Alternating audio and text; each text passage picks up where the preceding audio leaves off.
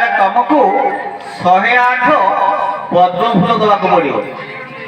ଯେତେବେଳେ ଲକ୍ଷ୍ମୀ କି ଶିବ କହିଲେ 108 ପଦ୍ମ ଦେବା ପାଇଁ, ଲକ୍ଷ୍ମୀ ଗଣିକି ଆଣିଛନ୍ତି ବାରମ୍ବାର 108, କିନ୍ତୁ ଯେତେବେଳେ ଶିବଙ୍କ ଉପରେ ଚଢେଇଲେ 2ଟା ପଦ୍ମ ଫୁଲ 100ଟା ହେଲା। 2ଟା ପଦ୍ମ ଫୁଲ 100ଟା ହେଲା। ଲକ୍ଷ୍ମୀ ଚିନ୍ତା କଲେ ମୁଁ ଯେହେତୁ 108 ଦେଇପାରୁ ନାହିଁ, ତାଙ୍କର 2 ବକ୍ଷକୁ କାଟିଦେଲେ। କହିଲେ ହେ ମହାଦେବ, ଯେହେତୁ ପଦ୍ମ 100ଟା ହେଲା, ମୋ 2ଟା ବକ୍ଷ ଯୋଗ ମୁଁ କାଟିଦେଲି, ଏଇ 2ଟା ହବ ପଦ୍ମ। ଆଶ୍ଚର୍ଯ୍ୟ ହେଇଗଲେ ମହାଦେବ। କହିଲେ ମା କଣ କଲ? ସେଇଦିନ ଶିବ କହିଥିଲେ ମା ଲକ୍ଷ୍ମୀ, ତମ ବକ୍ଷ ଯୋଗୁଟି କାଟିଥିବାରୁ ସେଇ ହବ ବେଲ ଗଛ, ଏବଂ ତାରି ଦେହରେ ଯୋଉ ଜନ୍ମ ହବ ତ୍ରିଶାଖା ବେଲପତ୍ର, ସେଇ ବେଲ ଗଛ ପତ୍ରରେ ଆମେ ବ୍ରହ୍ମା ବିଷ୍ଣୁ ମହେଶ୍ୱର 3 ଜଣ ରହିବା। ତେଣୁ এই ବେଲପତ୍ର ମୋ ଉପରେ ଚଢାଯିବ ସବୁଦିନେ। ମା ଲକ୍ଷ୍ମୀ କି କଥା ଦେଇଥିଲେ ହଉଛି ଶିବ। ହେଲା ବେଲପତ୍ର ପାଇଲେ। ବେଲପତ୍ର କିଏ ନା ଲକ୍ଷ୍ମୀଙ୍କର ବକ୍ଷଜ କାଟିବା ଦ୍ୱାରା ଯୋଉ ଗଛଟା ତିଆରି ହେଲା, ସେ ଗଛଟା ହେଲା ବେଲ ଗଛ। ବେଲ ଗଛର ପତ୍ର ତ୍ରିଶାଖା, ଯୋଉଥିରେ ବ୍ରହ୍ମା ବିଷ୍ଣୁ ମହେଶ୍ୱର ଅଛନ୍ତି। ପାଇଗଲେ ବେଲ ଗଛ, ପାଇଲେ ବୃଷଭ, ପାଇଲେ ହଉଛି କଣ ଶ୍ମଶାନବାସୀ। ଏବେ ଯିବା ଶିବଙ୍କର ବେକରେ କାହିଁକି ସର୍ପ ପଡିଛି? କାରଣ କୃଷ୍ଣଙ୍କର ମାଳ ହଉଛି କୌତୁକ ମାଳ, ଜଗନ୍ନାଥଙ୍କର ହଉଛି ଦୟଣାହାର, କି ଆଙ୍କୁ କଣ ଗୋଟେ ମାଳ ମିଳୁନି, ସାପକୁ ବେକରେ ପକେଇଛନ୍ତି? କାରଣଟି କଣ? କାହିଁକି ଶିବ ସାପକୁ ବେକରେ ପକେଇଛନ୍ତି? ତା କାରଣ ହଉଛି ଜଣେ ଋଷି ଥିଲେ, ତାଙ୍କ ନାଁ ହଉଛି କଶ୍ୟପ ଋଷି। ତାଙ୍କର 2 ଜଣ ସ୍ତ୍ରୀ ଥିଲେ, ଜଣେ କଦ୍ରୁ ଆଉ ଜଣେ ହଉଛି ବିନତା।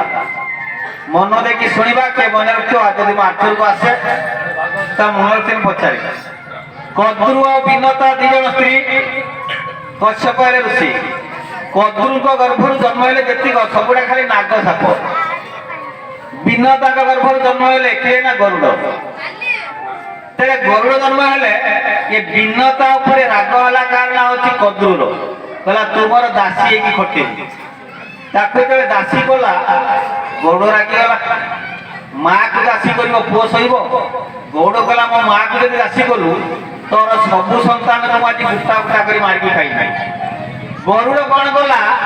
ସମସ୍ତ ନାଗକୁଳକୁ ଧ୍ୱଂସ କରିବା ପାଇଁ ଚେଷ୍ଟା କଲା। ये समस्त नागकुल कौन करे पहुंचे कहा पाखर? ओम त्र्यंबकं यजामहे सुगंधिं पुष्टिवर्धनम्। ओम त्र्यंबकं यजामहे सुगंधिं पुष्टिवर्धनम्। उर्वारुकं भवत्सना उत्तमोऽस्ति यमानुका।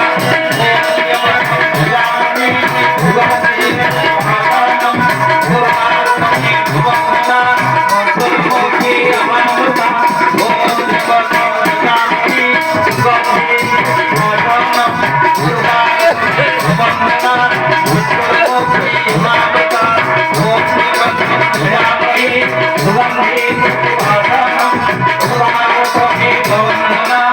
उत्तमोऽस्ति यमानुका।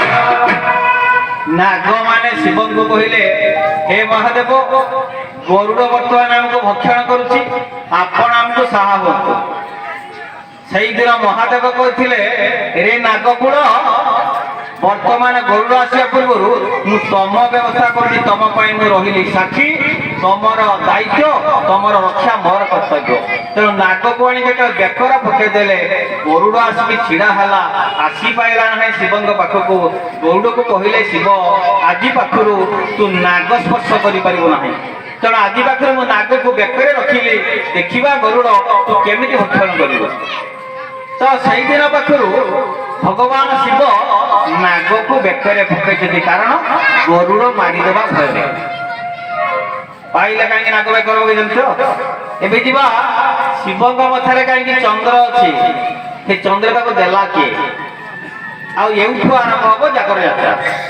जागर यात्रा तो आरंभ हम थे जाइछंती दुर्वास स्वर्गपुर। स्वर्गपुर गला बेले गोटे हार नहीं इंद्र को देले। इंद्र कौन गला से हारटी देला क्या ना हाथी की। तो ऐरावत हस्ती देदेला पादरे दड़ी देला।